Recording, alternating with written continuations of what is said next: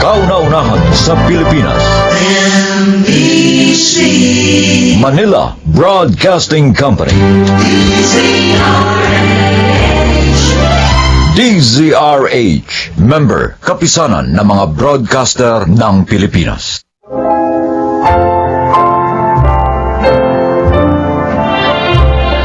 Magandang araw po mga kaibigan. Marinig natin ang kwento ng buhay ng isang individual na minsang natakot harapin ang paglipas ng panahon at ang pagsapit ng kanyang dapit hapon. Siya ay si Josue.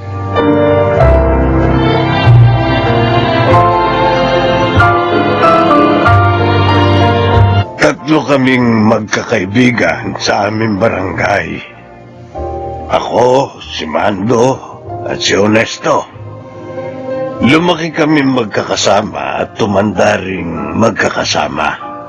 Akala namin, habang buhay lang ganon ang aming kalagayan. Ngunit sa pagdagdag ng aming edad taon-taon, nababawasan din ang araw na maaari pa kaming manatili sa mundo. At ang katotohanan yun ay nagdulot sa aming tatlo ng labis na takot.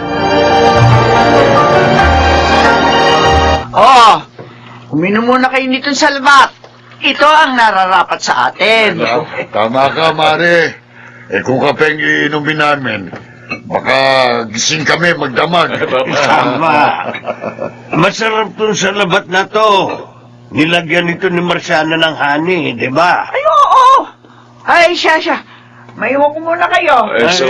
Salamat mali, ha? Oh, biskwit. Galing to sa anak ko. Imported daw to, kaya masarap. Tikman niyo. Aba, naku, mukhang ang masarap, Josue, ha? Kaya lang, kaya pa kaya yan ang ipin ko. Malambot lang ito. Tikman mo muna kasi. Ay, teka. Nabalitaan niyo na ba yung nangyari kay Ador? O yan din sana ang ikukwento ko. Naunahan mo lang ako, eh. Inatake, di ba? Oo. Maayos pa naman daw yun. Wala namang dinaramdam. Maliban sa parang tumutusok-tusok sa dibdib, kaya nagpadala sa anak niya sa ospital. Ay, kaya lang, pagdating sa ospital, bigla na lang daw nangisay. Ay, naku. Atake na pala yun sa puso. Ganun lang kabilis, pare. Uy, hindi naman yun manginginom, hindi ba? Oo, walang bisyo yun. Siguro, dumating na tayo sa panahon. Kailangan na nating maging handa anumang oras.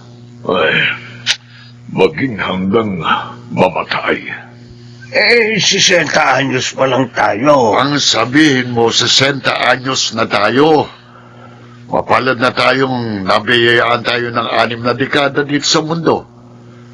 May iba na 40 anyos pa lang Binabawian na ng buhay. Ayoko, wala pa akong apo. Ayoko pang mawala. Well, magdiriwang pa kami ng asawa ko ng golden anniversary namin. Kaya dapat umabot pa ako ng 80. Swe, kalabisan na naman yata yan. Bakit?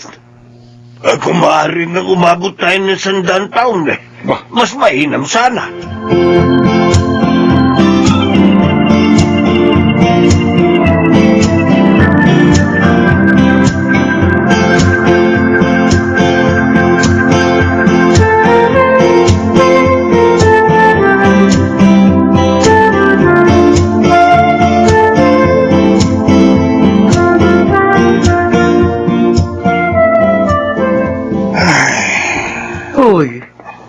Kanina ka pa nagbubuntong hininga dyan.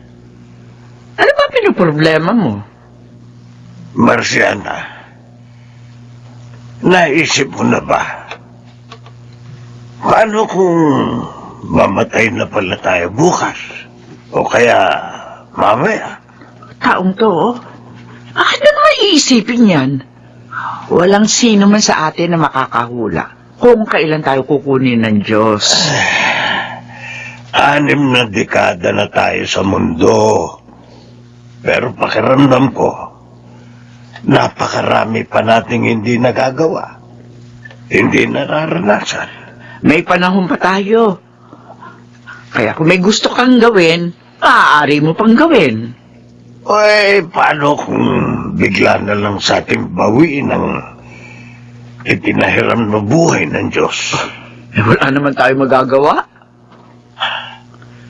Natatakot ako, Marciana. Josue, ano ka ba? Natatakot akong mamatay.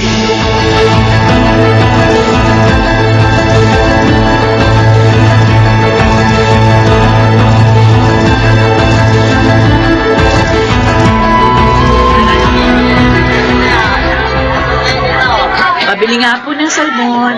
Ate Gigi! Ay, Elay! Ay, Namamaleki ka rin pala. O ano yung mga pinamili mo? eto, panay gulay kasi si tatay. Hindi naman pwede na sa kanya yung karne at mga matataba. Ay, oo, tama ka. Kaya nga ako matagal mamalengke. Kasi si mama at si papa, marami nang bawal kainin. Mahirap pala, no? Kapag matanda na, ate. Sinabi mo pa. O, kumusta nga palang tatay mo? Magba-birthday siya sa susunod na buwan, hindi ba? Oo, ate. Pumunta kayo sa bahay, ha? Naku, kami pa bang mawawala? Alam mo naman ang tatlong yon, si tatay at si Mang Mando, tuwing may espesyal na okasyon, aba, hindi pwedeng hindi sila kumpleto.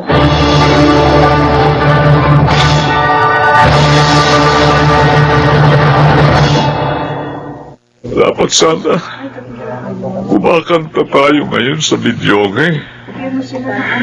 Ba't naman bigla mo na lang kaming iniwan, Onesto? 61 na sana siya ngayon. Uy, Mang Mando, Ah, Mang Josue.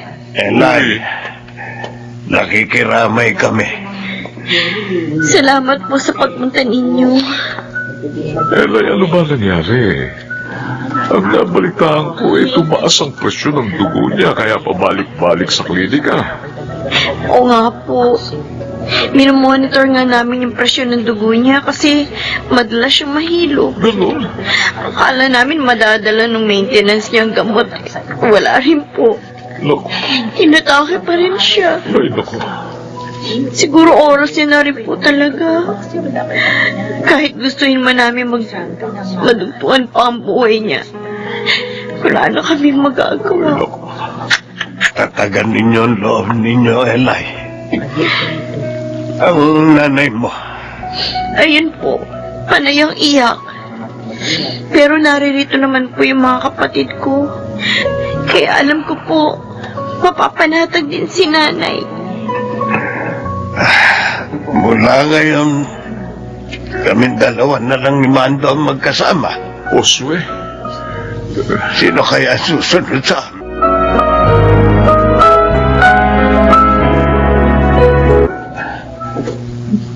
Two, Nasaan na ba si Papa? three. Pa!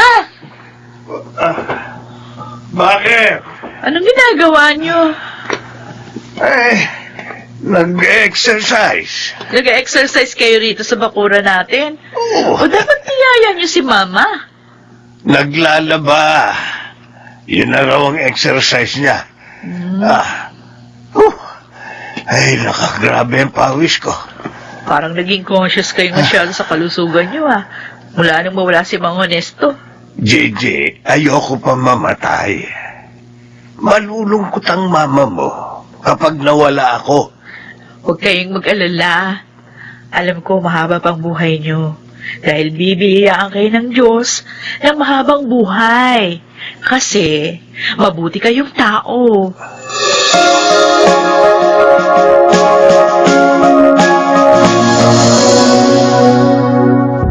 Oh, tsaa Salamat, Marciana. Ay, kukunin ko na itong isang upuan Dalawa na lang naman kayo dyan. ay, marami na naman sanang kwento si Onesto kung naririto siya. Nasaan na kaya siya ngayon, Mando? Ha? Hindi natin alam. Tayo kaya? Pag dumating ng araw na mawawala na tayo, saan kaya tayo mapupunta? Yan ang iniisip ko ngayong mga nakaraang araw eh. Alam mo, natatakot ako. Dahil hindi ko alam kung saan ako mapupunta. Baka naman mapunta tayo sa langit. Hindi naman tayo mga masasamang tao, di ba? Buong buhay natin, inalay natin para pagsilbihan ng ating pamilya. Ikaw, pinagsilbihan mo ng mahabang panahon ng ating bayan bilang isang pulis. Tama ka. Ginugol natin ang buong buhay natin para magsikap. Makapagpundar para sa ating mga sarili at sa ating pamilya. Nag-iipon tayo ng pera. Bumili ng lupa, ng bahay. Pero lahat ng yun, hindi naman natin madadala kapag tayo'y namatay na. Parang nawawalan na ng saysay ang lahat kapag namamatay ang isang tao.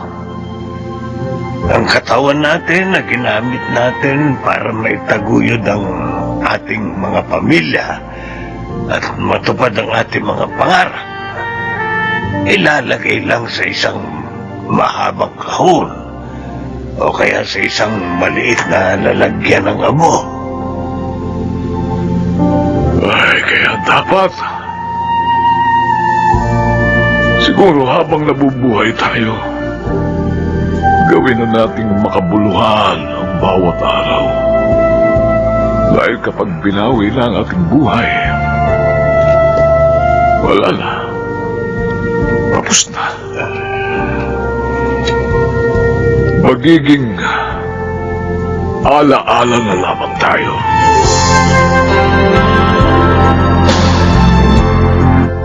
Oh, Mang Mando! Mang Josue! Ay, Naparito Elay. po kayo. Oo. Tuloy po. Eh kasi naalala namin. Anibersaryo ngayon ni Honesto, hindi ba? Bukas pa po. Ako, ay, makakalimutin na talaga tayo. Ayos lang po yan. Oo, salamat naman. Oh. Pero sana'y huwag kang magkaganyan pagtanda mo, Elay, ano? Tama ko kayo, Mang Mando. O sige po, maupo po kayo. Ikukuha ko kayo na maiinom. Wag na. Ibibigay lang namin ito. Oh, ano to? Cake? Eh, kaarawan niya sana ngayon. Ah, Eh, dahil wala na siya, kaya ayun na lang ang kumain niya, ha? naku. Napaka-thoughtful niyo po talaga. Kung nandito pa si tatay, tiyak na maluluha na naman yan sa tuwa. Emosyonal pa naman yun. Namimiss na namin siya ng Mang Mando mo. Oo. Kaya lang, iniwan niya kami kaagad. Hindi man lang siya nagpaalam sa amin. Kaya nga po eh. Kagalitan niyo nga lang po siya kapag nakita-kita ulit kayo sa langit. Ang ibig ko pong sabihin, pagkatapos ng napakahaba pang mga taon, hindi naman po ngayon. Hindi pa naman po kayo susunod sa kanya.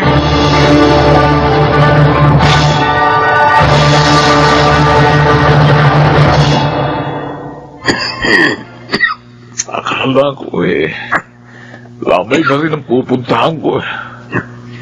Walang yaka, akala ko ba nag-iingat ka? Eh bakit ikaw naman itong na-ospital? Pneumonia raw. Buti nga't naagapan. Naku, magpe-face mask ako. Ikaw ngayon magpagaling ka nga. Huwag mo kong uunahan. Alam mo naman kapag nawala ka, mag-isa na lang ako. Mando, akala ko nga mamamatay na ako. Naghahabili na ako sa mga anak ko nung isang araw. Naku, Takot ako. Akala ko hindi na ako gagaling. Mabuti at bumuti na ang pakiramdam ko. naku, huwag mo kang isipin yun. Ay, magdiriwang pa kayo ng golden anniversary nyo ni Marciana. Ha? Sana nga. Oo. Sana nga humaba pa ang ating buhay.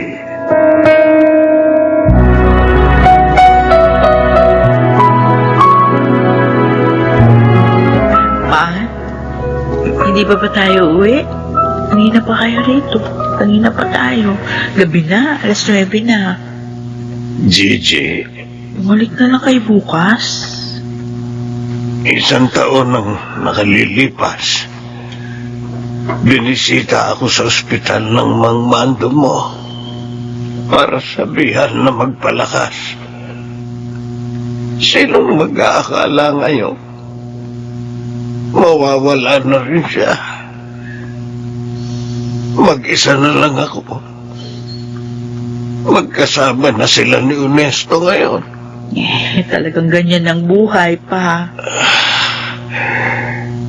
Natatakot akong mamatay. Pero masakit naman ang maiwan dito sa mundo ng mga taong mahalaga sa iyo. Pa, naririto pa naman kami. Wala kayong magagawa kundi magpatuloy kahit na masakit at malungkot. Ipagpasalamat na lang natin na kayo naririto pa, malakas at malusog. Mando, paalam na muna. Babalik ako bukas. Kung papunta ka na kay Ernesto, ikumusta mo na lang ako sa kanya. Nawala man kayo na maaga, mananatili naman kayo dito sa puso ko, aking mga kaibigan.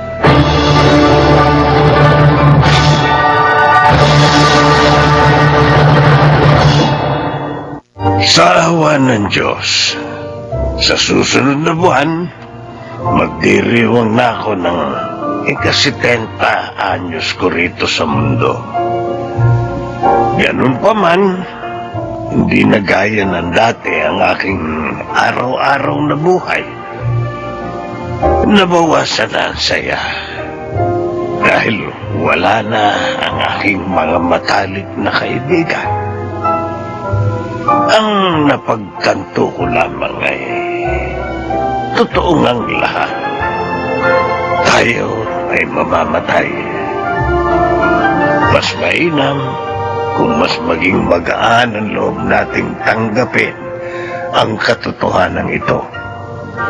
Sa ganitong paraan, mas magagawa natin ang ating mga gustong gawin habang naririto pa tayo, at mas mabibigyan natin ng halaga ang bawat araw na ibinibigay sa atin para mabuhay. Ako si Josue, at ito ang aking buhay. Ang buhay ng tao, kasing ikli lang daw ng kitling o kwit na nagdurugtong sa taon ng ating kapanganakan at sa taon ng ating kamatayan.